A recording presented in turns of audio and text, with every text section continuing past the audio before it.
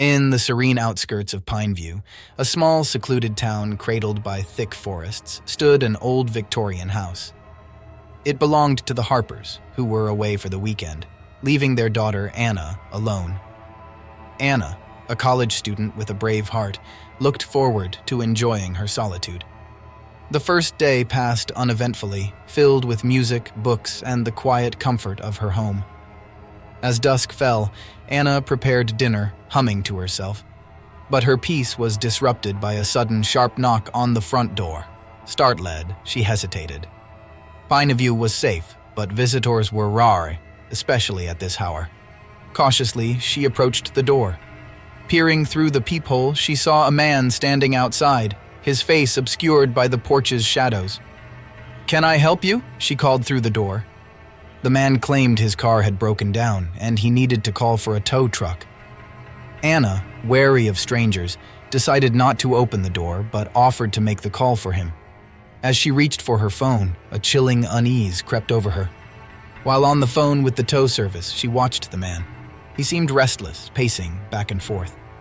After the call, she informed him that help was on the way and suggested he wait by his car. The man thanked her and walked away. Anna locked the doors and checked the windows, feeling a strange sense of foreboding.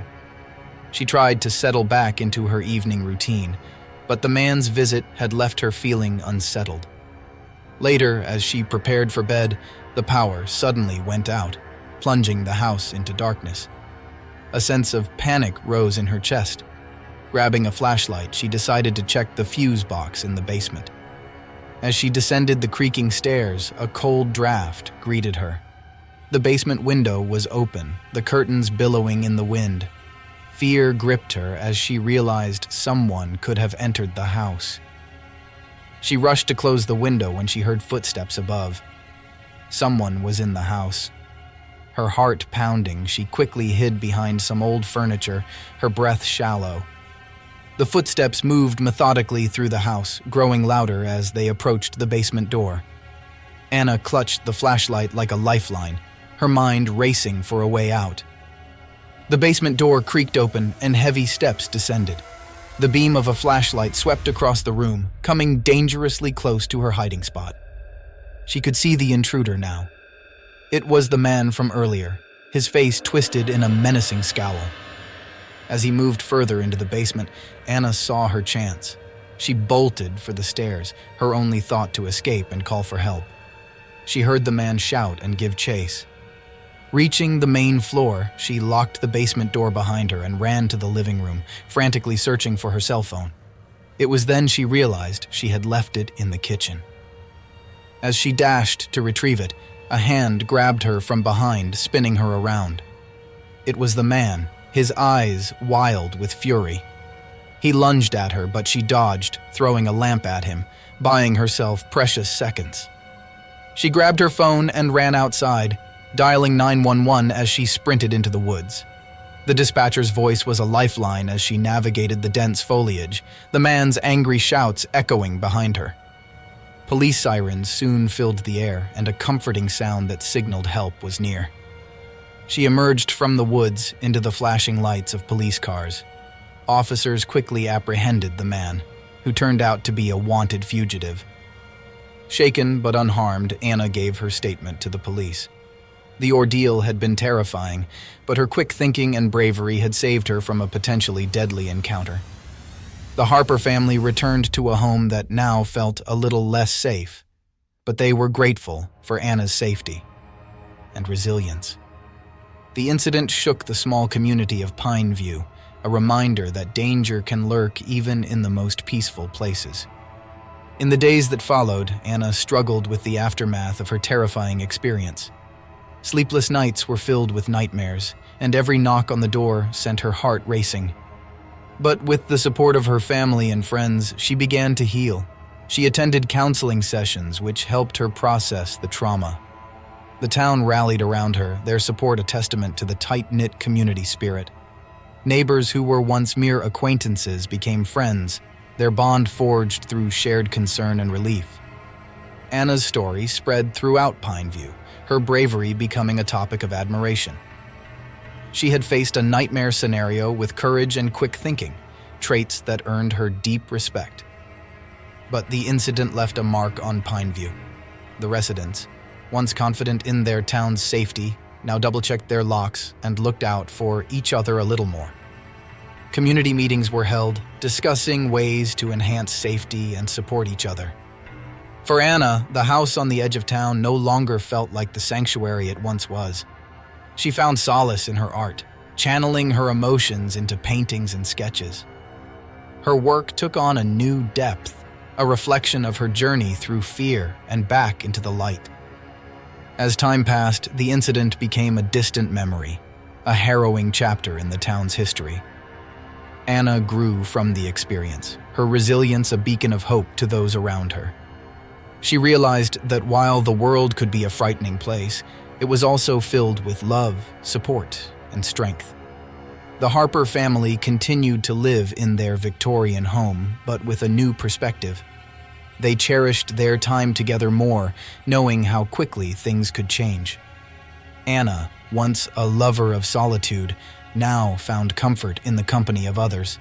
Her experience has taught her the value of community and connection. Pineview, too, had changed. It remained a serene, picturesque town, but with a newfound vigilance. The residents understood that while they couldn't prevent every danger, they could face challenges together as a community united. As for Anna, she emerged from the ordeal not as a victim, but as a survivor, her story a testament to the enduring strength of the human spirit in the face of darkness. In the small town of Elmsfield, known for its quiet streets and friendly neighbors, there was one road that people hesitated to walk at night: Hollow Street. At the end of this street, overshadowed by towering oak trees, stood an old Victorian house where the Anderson family lived.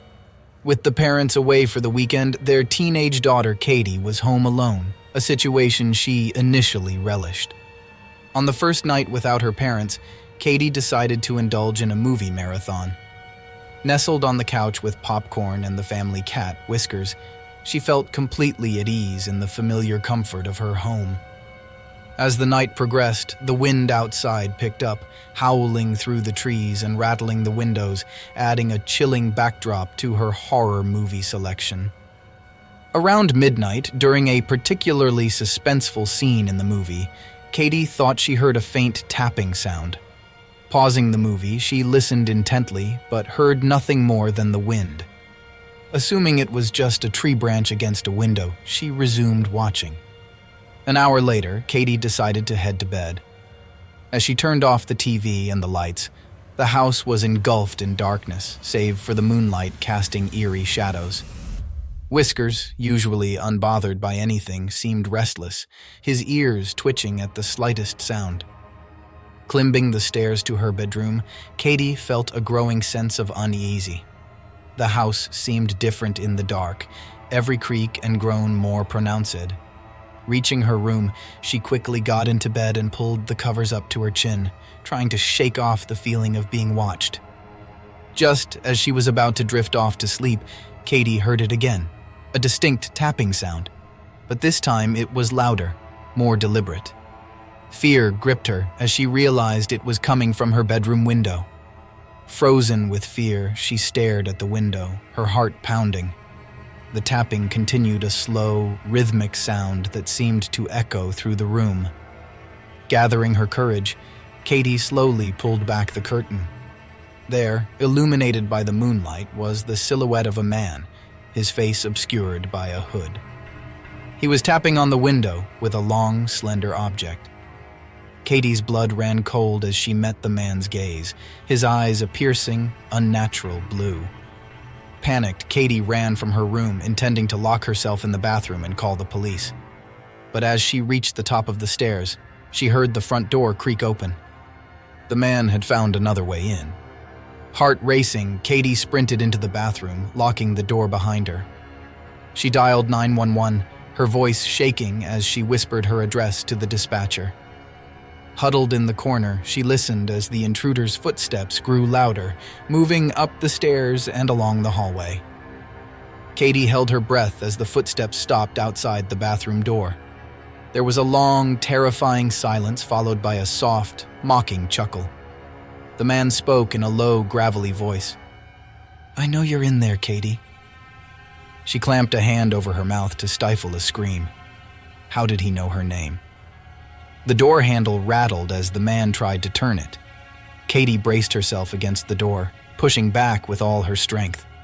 The dispatcher's voice in her ear was the only thing keeping her from succumbing to utter panic. "The police are on their way. Stay on the line with me, Katie. You're doing great." Minutes passed like hours as Katie waited, the intruder occasionally taunting her from the other side of the door. Then, suddenly, the pressure on the door ceased. There were shouts from downstairs. The police had arrived. Relief washed over Katie as she heard the police officers moving through the house. After what felt like an eternity, a gentle knock came at the bathroom door. "Katie, it's the police. You can come out now." Emerging from her hiding place, Katie was greeted by the comforting presence of the officers. They informed her that the intruder had fled when they arrived, but assured her they would conduct a thorough investigation. In the days that followed, Katie struggled with the aftermath of that terrifying night. The image of the man at her window haunted her dreams. The once comforting walls of her home now felt oppressive and menacing. Her parents, deeply concerned for her well-being, installed a state-of-the-art security system and made sure she was never left alone at night again. The police conducted a thorough search of the area, but found no trace of the maniac who had terrorized Katie. The town of Elmsfield was rocked by the incident, with neighbors becoming more vigilant and protective of one another. Katie tried to return to her normal life, but things were never quite the same. She jumped at every sound, and shadows in the corner of her eye made her heart race. The once peaceful nights of Elmsfield now seemed filled with unseen dangers. Despite the fear, Katie found strength in her community. Friends and neighbors rallied around her, offering support and comfort. She began attending therapy sessions, which helped her process the trauma and start healing. As weeks turned into months, the incident became a distant, albeit painful, memory.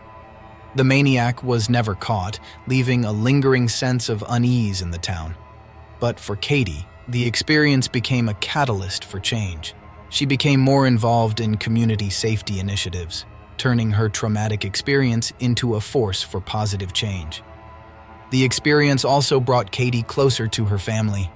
They spent more time together, cherishing each moment. Katie's parents were awed by her resilience and bravery, and she became a source of inspiration to them. In time, Katie found a way to move past her fear. She realized that while she couldn't control everything in life, she could control how she responded to it. The support of her loved ones and the strength she discovered within herself gave her the courage to face each new day. The incident on Hollow Street served as a grim reminder of the fragility of safety and the importance of community. It showed that even in the quietest towns, danger can lurk just around the corner. But it also highlighted the resilience of the human spirit and the power of a community to come together in times of crisis. Katie's story became a testament to the strength and courage that can emerge in the face of adversity. Though the shadows of that night lingered, she chose to live her life in the light, surrounded by those who loved and supported her. And so, life in Elmsfield went on. The town returned to its peaceful ways, but with a newfound appreciation for the bonds of community.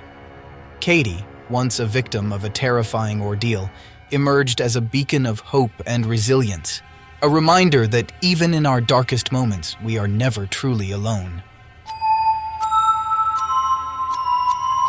In the tranquil town of Maple Grove, nestled amidst the lush forests of the Pacific Northwest, there lay a quaint neighborhood.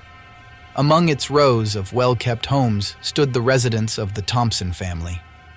With the parents away for a weekend retreat, 17-year-old Claire Thompson found herself alone in the family home. On the first night of her solitude, Claire enjoyed the freedom, watching movies and chatting with friends online. The house, a spacious two-story Victorian, felt cozier with the warm glow of the living room lights. As the evening wore on, Claire retired to her bedroom upstairs, her dog Max following closely behind. Sometime past midnight, Claire was jolted awake by Max's low growling. Groggily, she tried to calm him, but his growls escalated to barking. Concerned, Claire got out of bed to investigate. The house was dark, save for the moonlight filtering through the windows. Descending the stairs, Claire felt a chill in the air, the familiar surroundings now cast in ominous shadows. Max's barking intensified, directed toward the back door. Claire's heart raced as she approached, wondering if an animal had wandered into their yard. Peering through the glass, she saw nothing but the dark, empty backyard.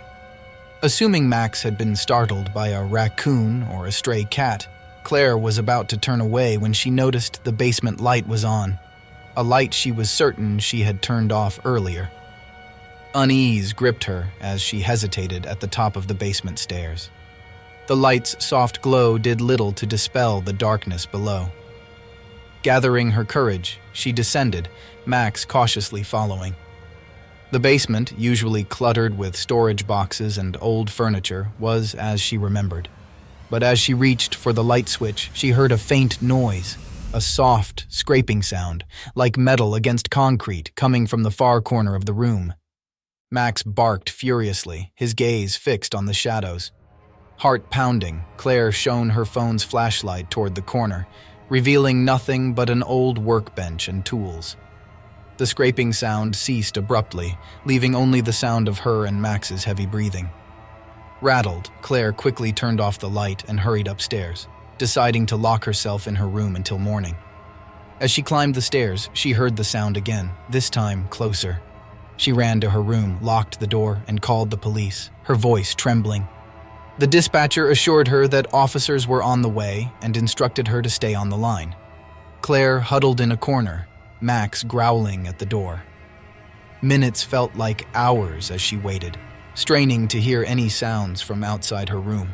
Suddenly, Max's barking turned to whimpers. Claire heard the unmistakable sound of footsteps in the hallway, slow and deliberate. Her heart raced as the footsteps stopped right outside her door. Then, silence. A loud bang shattered the stillness as the intruder tried to force the door open. Claire screamed, pushing against the door with all her strength. Max barked and snarled, his ferocity echoing in the cramped space. The intruder persisted, the door frame starting to give way. Just as Claire felt she couldn't hold on any longer, the sound of sirens filled the air. The pressure on the door ceased as the intruder retreated. Within moments, police officers entered the house, securing the scene. They found no one inside, but the back door was ajar, suggesting the intruder had fled into the night. The officers commended Claire for her bravery and assured her they would patrol the area for the remainder of the night. Shaken but unharmed, Claire called her parents, her voice a mix of relief and fear. In the aftermath, Claire struggled with feelings of vulnerability in her own home. The incident remained unsolved, the identity of the intruder unknown. But Claire's experience served as a chilling reminder of the fragility of safety and the courage found in the face of unseen terror.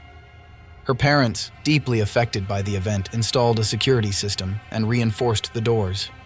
Claire, for her part, found solace in the support of her family and friends, determined not to let fear define her. The quiet neighborhood of Maple Grove, too, was changed. Neighbors grew closer, watching out for each other with renewed vigilance. The story of Claire's ordeal spread, her bravery in the face of danger becoming a testament to the strength of the human spirit.